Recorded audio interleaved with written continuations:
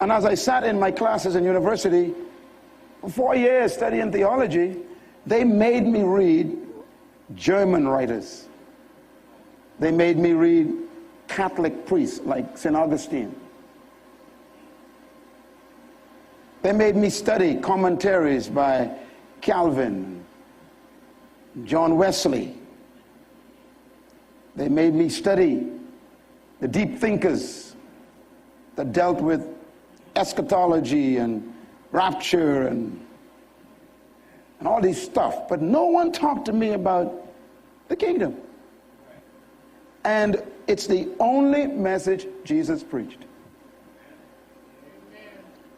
So I am challenging all schools. I don't care how famous they are. If you claim to be teaching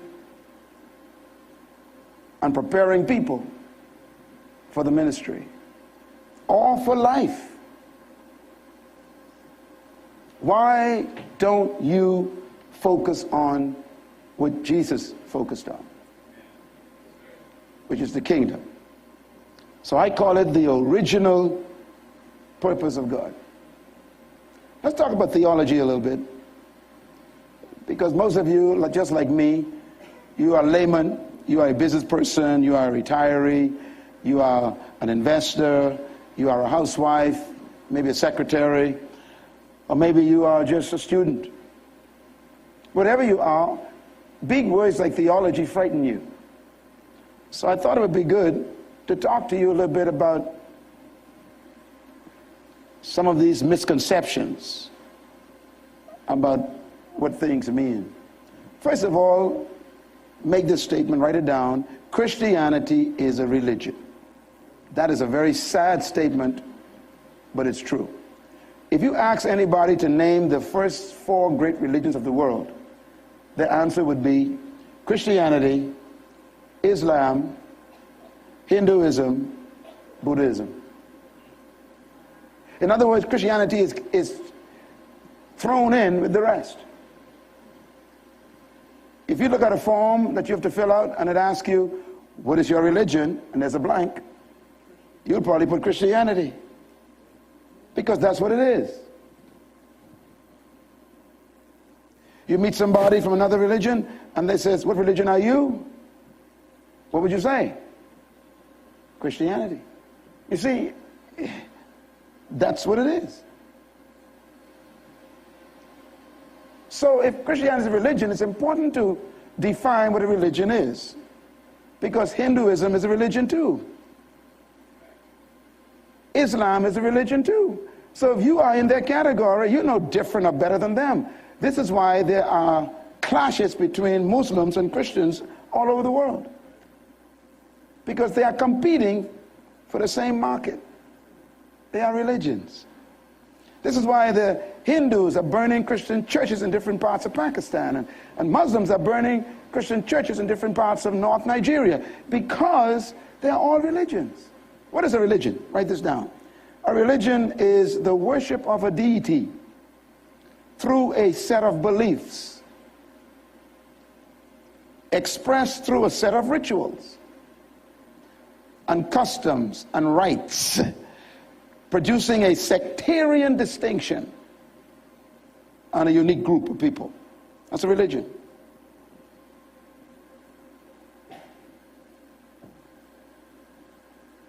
And that's what you are if you are in a religion. If you are a Christian or a Buddhist or a Muslim or a Hindu, that's what you are. All of you are the same. You are simply a group of people who worship a certain deity. The Muslims chose Allah. Allah is the God that the pagans worshiped in the land where Abraham was born. Abraham's father and family grew up in the land of Ur. Ur worshipped a god of the moon and the stars. Allah was their God. And God told Abraham, leave that place. This is why when you look at Islam, the symbol of Islam is a moon and a star. They claim they worship your God. Ask them if it's the same God. Tell them, prove it.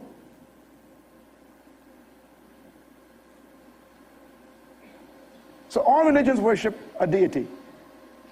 And from that worship, they get certain beliefs.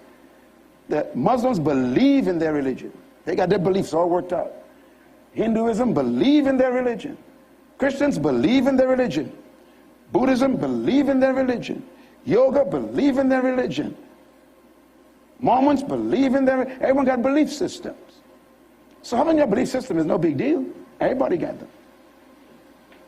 Doesn't make you better than them. So if you are a religion, you are already in trouble. You are in competition, that's all.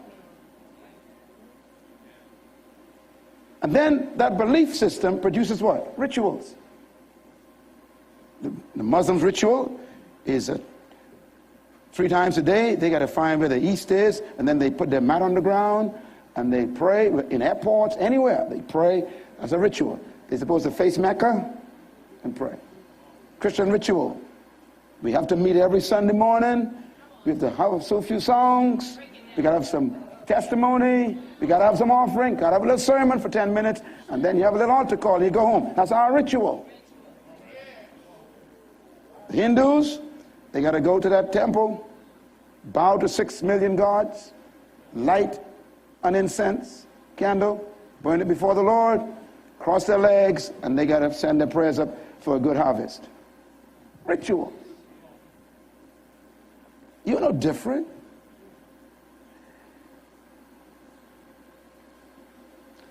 Our theologies must be checked.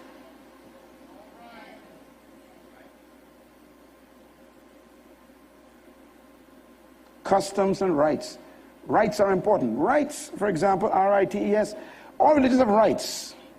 Sometimes you see the Hindus bathing in a certain river in India, and they wash themselves in the water, because that's one of their rites of passage. They got to cleanse themselves. You got the Judaism. They got to go bathe in a certain type of pool to wash themselves before they go into the synagogue. It's all rites.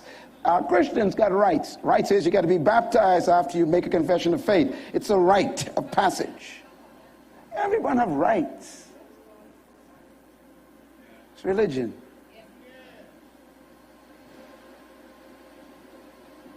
The worst part is the last part. All religions create a sect. A sect that distinguishes them from others. And this is where the fight comes. The fight comes when the sense of being different from you clashes.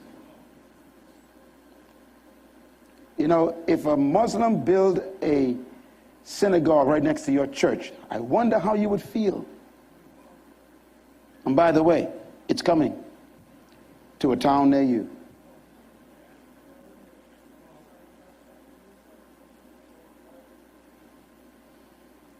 It's a different sect. Therefore, they distinguish themselves by the way they dress. The Hindus dress differently, the Muslims dress differently, the Christians dress differently. I mean, what's your problem? They wear their tie, you wear your tie. It ain't no different. Everybody got their little sectarian distinctions. It's all religion.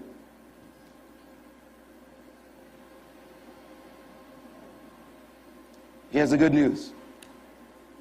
A kingdom is not a religion. I could go home now. I could quit. I've finished my lecture. A kingdom is not a religion. Jesus Christ never introduced a religion to earth.